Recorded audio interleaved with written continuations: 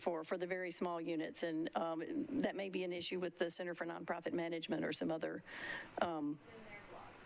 listed in their blog. So I just think there needs to be inclusivity, like we talk about all the time, of what Nashville is about, and not there be so much exclusivity, because there are people that are being left by the wayside that have been on the ground working and making sure that people have things that they need. Thank you. All right, did we vote on that? No, okay. Any other questions? Councilmember Vercher. Thank you so much, Chair. I was trying to find it and I don't have it, and just in preparation of a budget, can we get a year-to-date, a historical number of what's been allocated overall to the Barnes Fund and how many units that's yielded thus far? Ms. Brown, can you respond to that? Including our round 9 that just recently passed, we have funded $70 million to various nonprofit organizations. I think we have about 25 organizations that we currently have granted, and that has, in pipeline construction and completed units, we have about 3,700 units that has yielded from that $70 million. Thank you. And can you tell us where we can find your annual report? The annual report is online. It's currently still housed under the mayor's office because we're working on having a new housing division page that's not currently completed, but the link is under the mayor's office housing Barnes Fund. So it's a little bit harder to find, but all of that information is, and no one goes to the mayor's site. So thank you. We appreciate when when you can get your page up and running. Thank you. IT is working on it. Thank you. Any other questions? Thank you. Okay, are we ready to vote? All those in favor? Any opposed? You recommend approval? I believe there are now 9 in favor. 0 against, anyone not voting. Next is RS 2022-1507, sponsors O'Connell, Allen, and Withers. Approves an option agreement between the Metro government and the state of Tennessee authorizing the purchase of property located at 88 Hermitage Avenue. Do we have a motion? Been moved and seconded. Are there questions? I have questions. Councilmember O'Connell. Hold on.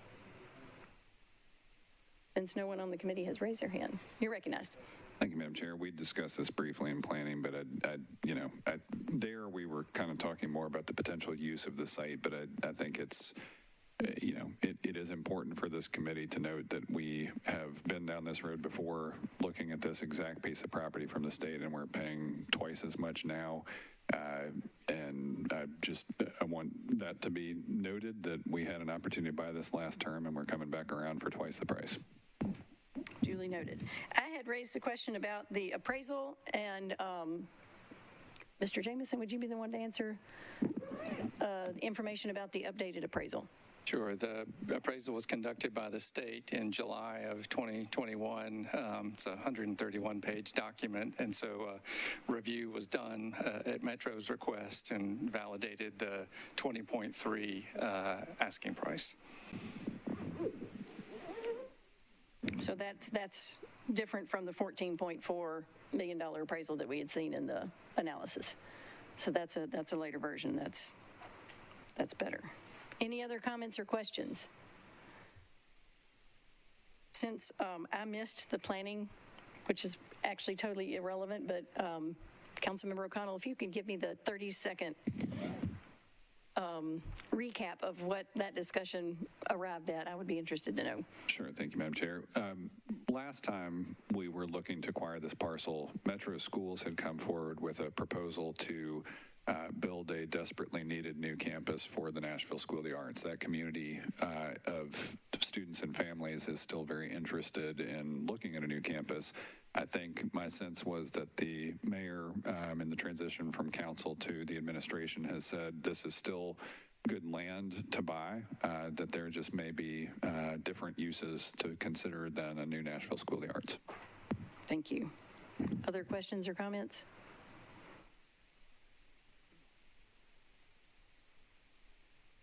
All right. Seeing none, we're ready to vote. All those in favor? Any opposed? Any not voting? We recommend approval. 9 in favor, 0 against, 0 not voting. Next is RS 2022-1508, sponsors Parker, Allen, Withers, and Young, approves an amendment to the agreement between the Tennessee Department of Transportation and the Department of Transportation and Multimodal Infrastructure for the acceptance of work in connection with the construction of a sidewalk on State Route 11 from Douglas Avenue to Trinity Lane. Do I have a motion? It's been moved and seconded. Any discussion? Seeing none, all those in favor? Any opposed? Any not voting? We recommend approval. 9 in favor, 0 against, 0 not voting. Next is RS 2022-1509, sponsors Withers, Allen, and Stiles. This establishes a new fee structure associated with the processing and review of Metro Planning Commission applications associated with Title 17 of the Metro Code. And I understand from Mr. Withers that this was deferred in planning. So remind me of the rules. Do we need to make the same action, or it's already deferred by rule? It's recommended to defer Right. because of, it's recommended to defer to track with the budget. So it's defer to the second meeting in June. Can I have a motion to defer the second meeting in June? Thank you. Defer June 2nd meeting. Any discussion on that deferral so that this will track with the budget? Seeing none, all those in favor? Any opposed? We recommend deferral. Next is RS 2022-1513, sponsors Allen and Young. This approves amendments to 2 agreements between the Metro government and the Tennessee Department of Environment and Conservation concerning maintenance of closed solid waste disposal facilities. Do I have a motion? It's been moved and seconded. Any discussion? Seeing none, all those in favor? Any opposed? Any not voting? We recommend approval. 9 in favor, 0 against, 0 not voting. We have some late items. There is a late resolution sponsored by Allen, Young, and Evans that approves a contract between the Metro Government and Waste Management, Inc. of Tennessee for the provision of solid waste collection and collection of carts. Do I have a motion? It's been moved and seconded. Any discussion? Councilmember Mendez. Thanks. This is late filed, right? This is late filed. Yeah, it was a whole bunch of pages long. I'm wondering whether somebody could give us the Cliff Notes version of what it does and why late filed and all the usual questions we ask. Would someone from the, Sharon Smith. All right, you're recognized. Hey, Sharon Smith from Waste Services. This is a contract for Waste Management to take over some Metro trash routes. The reason that we late filed it is that we're basically trying to move these routes over to Waste Management in a timely manner so that we, once again, sort of free up our staff to deal with any upcoming emergency issues and things like that. Once they need about 90 days to get the equipment, so the reason we wanted to late file it was just to try and expedite that process a little bit. And if I may, can you tell us a little bit about the term of the contract, how the pricing compares to what it costs Metro now, and I'm assuming the answer to that's going to be more, which is fine. But the follow-up question then is whether the expected cost of this contract is built into the proposed budget ordinance that we got last week. Yes. So the term of the contract, it's a 5-year contract with an optional 5-year extension. I will say that this contract does have language around breach and Metro to be able to get out of it that is completely different from the situation that we've been in for the last few years. The cost has increased, but we were able to know that the solicitation went out last fall, so it was absolutely built into the cost going forward, and it is more than we're paying Red River by several dollars per house. All right, thanks for that extra information. I appreciate Sure thing. it. Oh, I know what I was going to ask. The option, whose option is it on the extra 5 years? Ours, theirs, or mutual agreement? Mutual agreement. All right, thank you. Thank you. Other questions?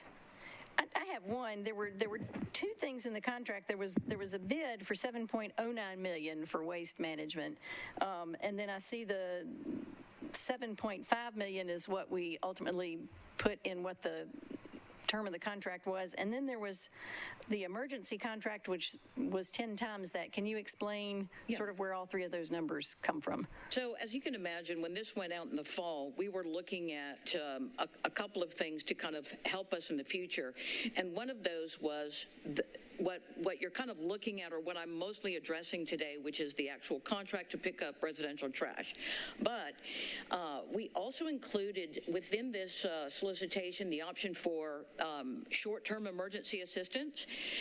And so with the short-term emergency assistance, it will help us to drive down costs that we have been paying if we come up to a situation that we've had in the future. We will already have somebody on contract who can do dumpster collection for us, who could do cart collection, who could do roll-off collection, and it would reduce our cost and our liability because we already have somebody on contract versus having to go out and find somebody else. And how does that payment work? Is that an as-needed payment or? 100% as needed. Gotcha. But it is spelled out in this contract what those rates would be. So there was a number that looked to me like $79 million. What was I looking at there? And I think that was just the potential combined future cost. Okay, but it's over 10 years. Yeah, but once again, since it's, basically just as needed, it's not going to be anything near that. Yeah. All right, I think I'm good with that one. There also was a reference that they could only take waste to one transfer station owned by Republic. And I know we're getting in this interesting situation of we're not sure where our waste is going to be going if Middle Point landfill closes. Is that restriction a good thing for us, or does that have the potential to put us in a bind? No, that is contractual. So we have a contract with Republic for disposal.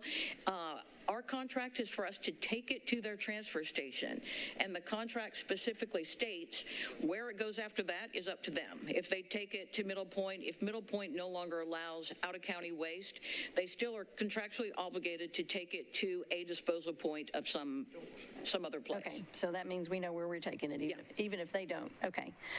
And then also on the annual report, and I apologize, some of these are public works, but I'm not going to be here on Thursday, so I'm trying to get my information now. There's a requirement for annual reports that includes if unusual things happen, but it doesn't necessarily say that they will tell us how much waste they have collected. Is that, did I understand that correctly, or will we have an accounting for how much waste is picked up? No, actually, we have when our trucks or any of our contractors' trucks go over the scales at the transfer station, they get a ticket, we get a copy of the ticket, we get an invoice from the transfer station detailing each ticket, the truck number, the tonnage. There's a great deal of detail. So we've got that. Okay, and my final question is, how does this coordinate with the solid waste master plan? Does being committed to them for 5 years, if we suddenly discover that we can compost everything and we don't want to take it all to the transfer station, do we have options available to be able to do that? Are you referring to the waste management contract? This contract that we're talking about here for hauling to do, I think it's 20 routes a week. Yeah, so there's no guarantee on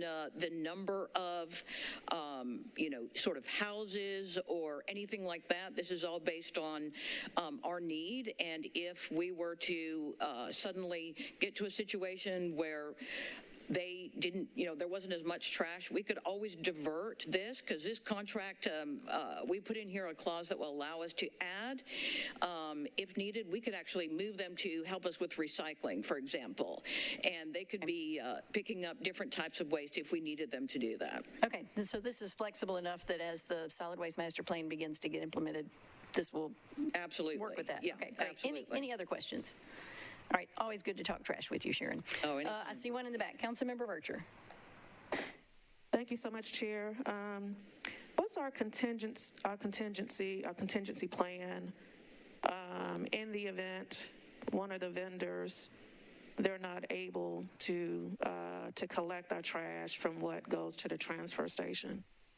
Do we have a plan as a city? Yeah, so part of this, and John may have some additional points, but part of the point of this contract, and there's going to be another one coming before council in the next few weeks, was to add more contractors into the mix and reduce the reliance on a single large or a single company, like our situation right now with Red River having so many routes. So we are taking metro routes and we're giving them to a contractor so that John's staff, which will obviously have plenty of other stuff to do, will also be able to divert to come over and help in the event that there is an issue. This contract with Waste Management, I mean, they are the largest waste collection company in North America. But at the same time, you never know when we're going to have a situation like we've had over the past few years. And I think this creates more of a buffer than we've ever had in the past, because we're going from one contractor that has over 70%. Now with the routes we've taken away from Red River, they've dropped down into the upper 50s, and it's a little more evenly distributed to make it less impactful if one has an issue. Also, because we can call on this contractor and the one that's upcoming, we can call on them in the case of an emergency. They can be diverted, just like we have the Waste Management Green Team here right now helping us. They can be diverted to help if one of the contractors is struggling. So we have tried to structure agreements going forward to kind of learn from the mistakes of the past and to create more flexibility to cover and to help. Okay. How does that plan anticipate growth? How does that plan anticipate growth? Yeah, the homes. Oh, absolutely. You got 3,000 homes coming, so how does that plan factor in? So we have the ability to add routes to the contractors as they have availability or as they have more equipment.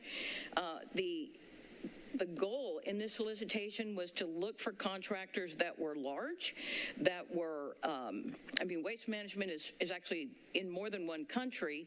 The other contractor that we're bringing in, Waste Pro, was a little smaller, but they are a widespread. These are both companies that have capacity, which is one thing Red River didn't have. They had no sort of ability to call in emergency assistance, whereas the contractors we're looking at working with now are larger, they're established, they are well known across the waste industries, and if there's a need, they have the ability to very quickly either lease equipment to bring here, buy equipment to bring here, and are already kind of more set up to expand in a quicker manner than what we've currently had.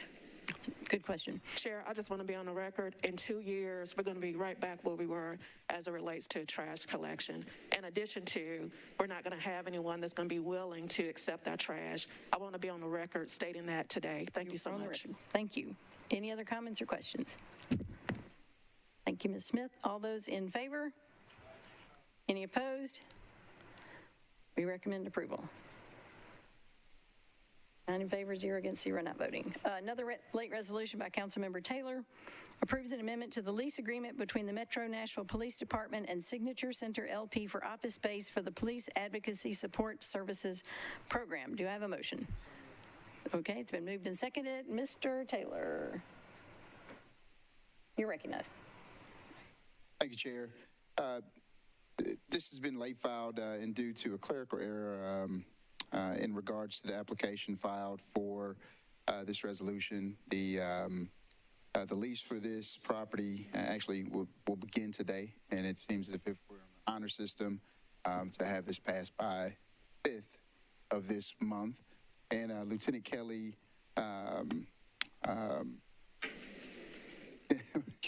Cantrell is here. Thank you, Lieutenant. Is here to give us a little bit more information on the PASS program. Okay, thank you. Lieutenant Cantrell. Basically, our PASS program, our professional wellness section, oversees the mental health and well-being of our officers and fire department when dealing with traumatic incidents, whether in their personal life or dealing in the professional setting. They respond to police-involved shootings and other major incidents that can have that type of impact.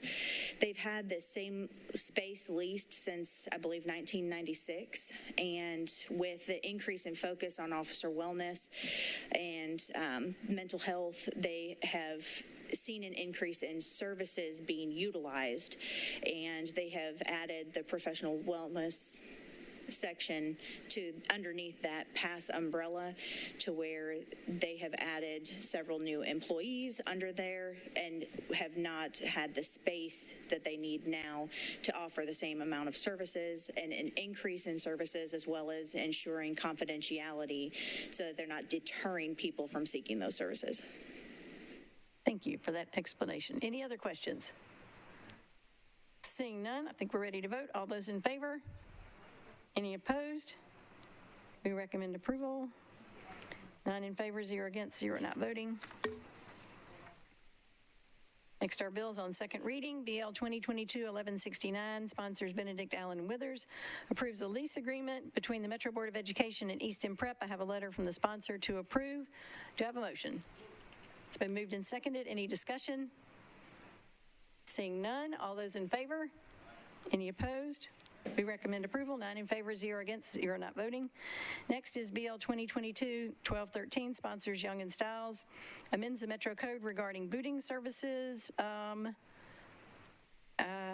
a letter to approve. He requested a letter to approve. Yes, I have a letter to approve, and I believe there's also an amendment that adds something about signage. Any questions on the amendment? Councilmember Van Rees. Yes, since Councilmember Young is in here, if you could explain the amendment, that'd be great. Okay, Councilmember, Ms. Darby? The amendment is a housekeeping amendment. It adds language regarding the signage. Signage is already included in the ordinance. It requires that, or notes that the sign should be placed on the property. And then there are a couple of other words that were, the word on was omitted and needed to be added. And then there was the phrase that about towing that needed to be removed. So purely housekeeping. With that, I'm happy to move for us to go ahead. Okay, so we're voting on the amendment. All those in favor of the amendment, say aye. Any opposed? Any not voting? Amendment is approved. And if someone will move the bill as amended. Moved and seconded. Any discussion on that? Seeing none, all those in favor? Any opposed? Any not voting?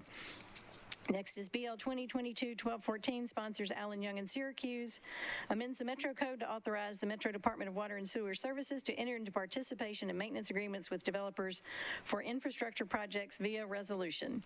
Do I have a motion? It's been moved and seconded. Any discussion? Councilmember Mendez. I guess I'm just curious to hear a little bit about the why. I assume it's just to be more nimble and move more quickly, but I'm curious to hear the explanation. That is, we have Mr. Snyder here.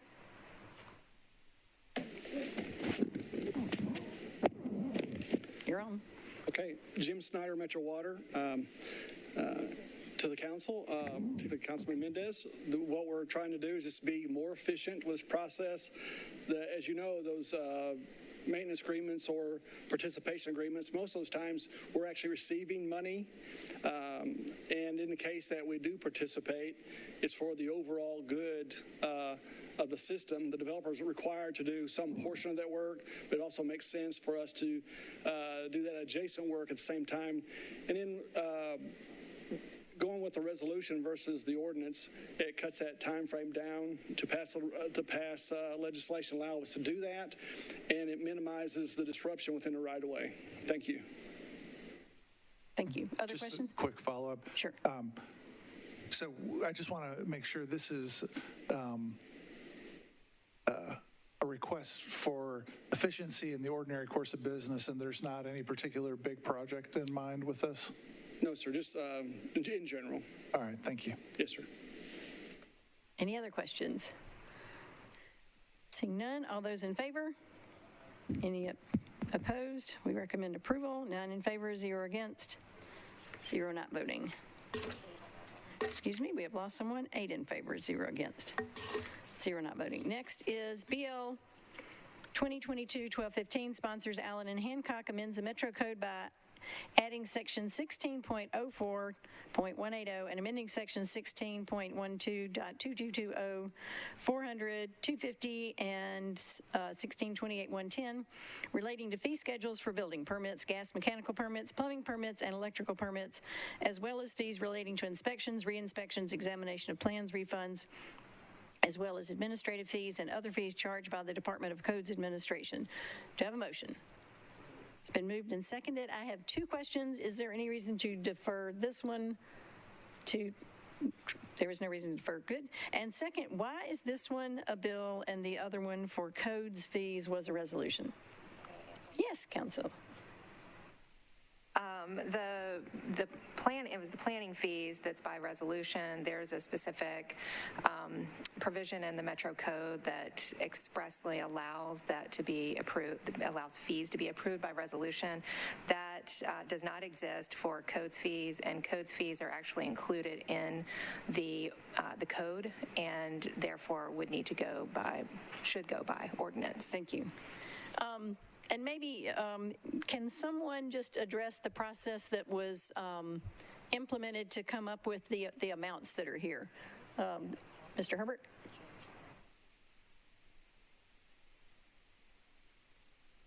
Okay. Thank you. We, buying through the mayor's office, along with the water department, fire marshal, NDOT, contracted with a third-party consultant to take a look at all of the building permit fees and the trade permit fees. So the short answer to the question is these fee recommendations are based upon the consultant's report, and so we've have raise them accordingly. Just to FYI, we have met with the Middle Tennessee home builders. I have twice. There is no objection to these fees. I've also contacted the Association of General Contractors. They too have no objection. These fees are for the purpose of creating additional positions within the Codes Department. Thank you, and I know that is applauded by everyone who's waiting in line. So I've heard similar comments. So that's a helpful clarification. There is a substitute that I think, Ms. Darby, if you can just tell us if what's in the substitute. There's a substitute that is needed to change the reference to section 16.04.180. 180 is already in use, and so the section will be referred to, I believe, as 177. Duly noted. So we have a motion on the substitute. Been moved and seconded. Any discussion on the substitute? Seeing none, all those in favor? Any opposed? We recommend substitute. 8 in favor, 0 against, 0 non-voting. And now on the bill as substituted. Motion, great.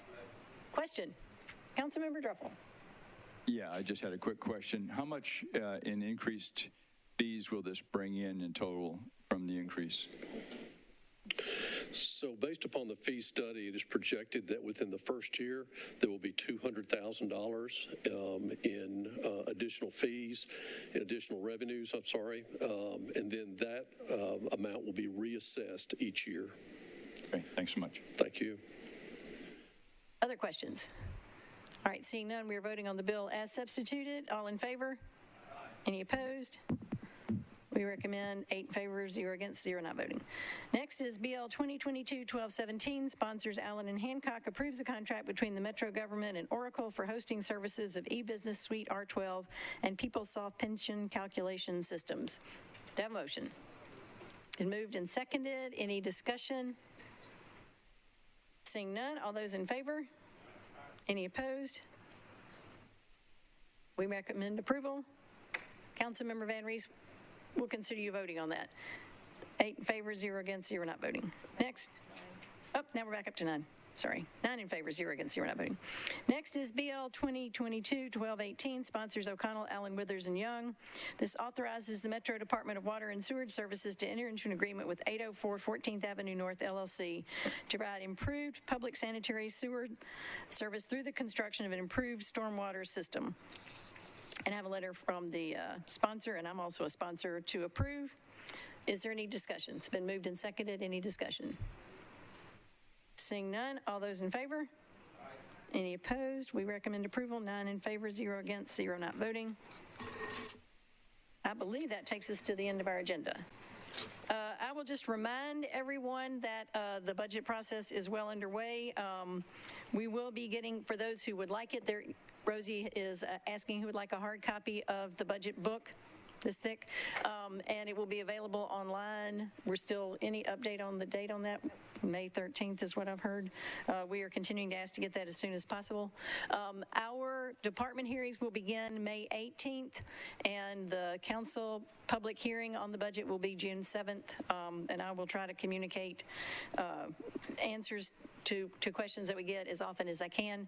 We do have a SharePoint. I'll send that link out to you, and the questionnaires have been sent to every department, asking them the list of questions that we said we wanted to know, and those are beginning to arrive back in, so that is homework you can do ahead of time, so look on the SharePoint for that. Anything else I should be saying? Yes, and if you do have questions, please route them through Director Darby, and she will then put those answers on the SharePoint. Other questions? All right, we are adjourned.